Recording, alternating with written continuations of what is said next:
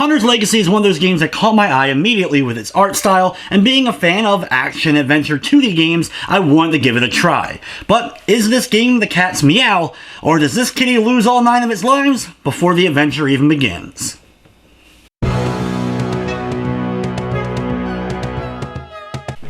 Hunter's Legacy is a very pretty looking action-adventure title that has a kind of cartoon look to it. It even somewhat reminds me of more modern cartoons you would see on Cartoon Network.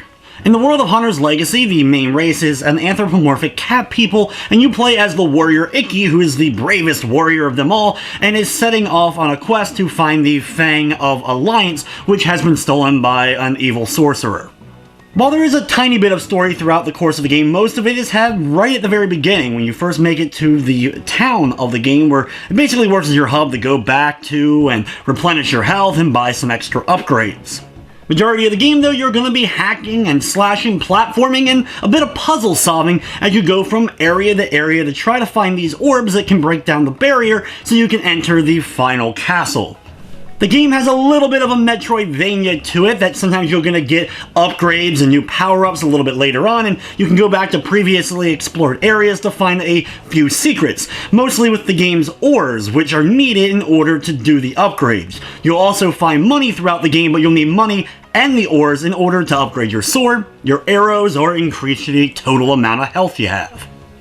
The action and platforming is pretty smooth. I really like the fluent animations and being able to attack both up in the air, down below, and of course straight at your opponents, as well as being able to jump, grab onto ledges, and later on getting advanced abilities such as the downward strike, which can really help you destroy not only blocks, but also destroy the armor of certain enemies, as well as the mid-air dash, allowing you to quickly get over large areas or bigger areas that you wouldn't have been able to normally cross. Everything with the controls does work pretty well. I never had really any problem or felt like I didn't have control of my character. The enemies, there is a good variety too, and I like a lot of designs. My only issues really stem from the fact they're not really the funnest to fight. They can really easily kind of gang up on you. Enemies that fly all can go through walls and pretty much chase you throughout areas. If they kind of get on top of you, they can all kind of like pile all in one giant clump and just end up keep doing damage. And I found myself a lot of times, especially later in the game, just kind of running past a lot of enemies, getting to the next save point instead of trying to stay back and actually fight everything. One of the big highlights for me of the game is the boss battles. There's only a handful of bosses in the game, but they are all pretty well done, with the exception of one that was a bit glitchy. I ended up getting kind of like thrown all around the level itself because of the way the boss ends up acting, and even got thrown through platforms on a couple of occasions. But for the most part, the fights with the bosses were pretty cool, and all had their own special little things to them that you had to, of course, learn their patterns or be able to attack them at specific points so that you'd be able to combo them and do a lot of damage. Though there was one boss where I just kind of ran in and just attacked randomly and was able to defeat it before I ended up running out of health.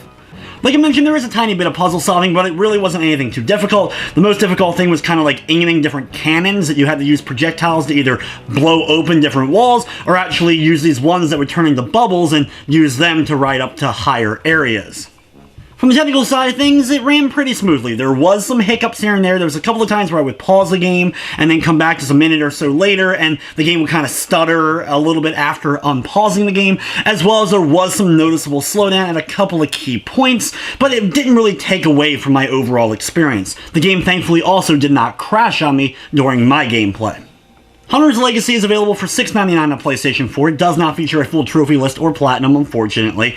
The trophies, for the most part, for completing the game, as well as beating it 100%. There's also a trophy for not upgrading everything, which counts towards 100%, so you'll have to decide which run you end up doing first. You could technically do it in one playthrough, but for most people, it's probably going to take two, but thankfully the game's relatively short if you're going for trophies. However, for me, I do wish it was a bit longer. Unfortunately, the game's only about 2.5 hours in order to play through on the initial playthrough. It could take you a little bit longer if you do more exploring than I necessarily did on my first time through, and I haven't 100%ed it quite yet, but even with that, it's still a relatively short experience. Overall, even with its short length, there is some stuff to like about Hunter's Legacy. The art style, the overall action, and some good boss battles, as well as some pretty good music to go along with the adventure, adds all into making a okay game.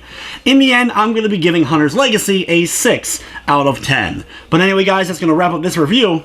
I'd like to thank you for watching, and of course, I hope you enjoyed.